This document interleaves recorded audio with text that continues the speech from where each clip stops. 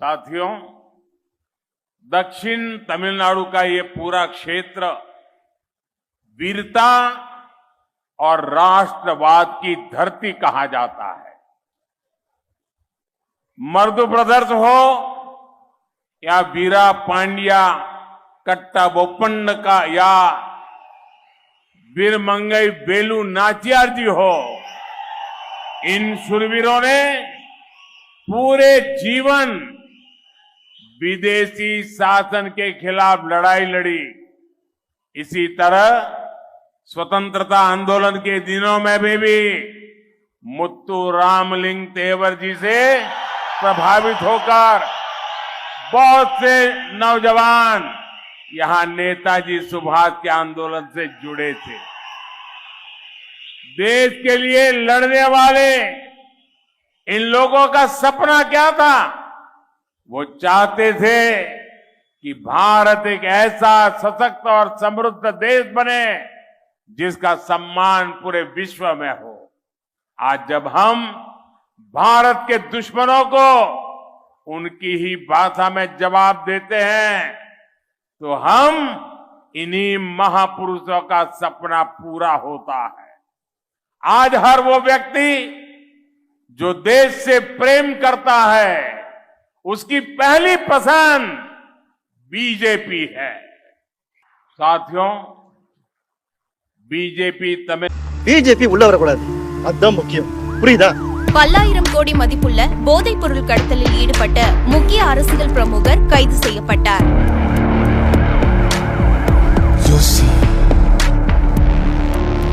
BJP உள்ள வரதுதான் சரி. ஆமா, பிஜேபி உள்ள வரதுதான் சரி. தமிழர்களின் வாழ்க்கையையும் வாழ்வாதாரத்தையும் கேள்விக்குறியாக்கியவர்களை நிராகரிப்போம். மக்களின் குரல் வெல்ல இனி வாக்களிப்பீர் தாமரை சின்னத்திற்கு. तमिलनाडु का विकास करती है क्योंकि बीजेपी तमिलनाडु की विरासत का सम्मान करती है, उससे प्रेरणा लेती है। हमारे प्रेरणा स्रोत महान स्वतंत्रता संग्राम सेनानी वीओ चिदंबरम पिल्लई है, जिन्होंने भारत को आत्मनिर्भर बनाने का सपना देखा था। इसलिए आज हम डिफेंस सेक्टर में आत्मनिर्भर भारत के लिए तमिलनाडु में डिफेंस कॉरिडोर बना रहे हैं। हमारे आदर्श के कामराज जी जैसे देशभक्त और ईमानदार नेता है। इसलिए बीजेपी तमिलनाडु में ईमानदार राजनीति की वकालत करती है। बीजेपी तमिलनाडु के युवाओं को आगे बढ़ाती है, लेकिन कांग्रेस और डीएमके जैसी फैमिली रन पार्टियों ने के कामराज जी का अपमान करने में कभी कोई कसर नहीं छोड़ी।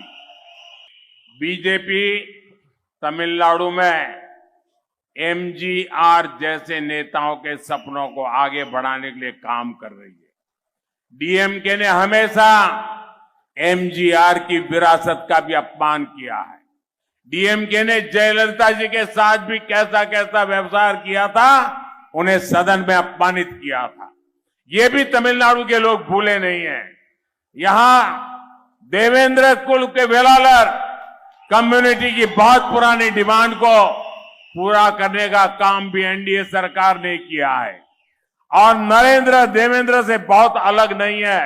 डीएमके और कांग्रेस की मिलीभगत कैसे देश विरोधी है, ये सच्चाई अब पूरा देश जान गया है।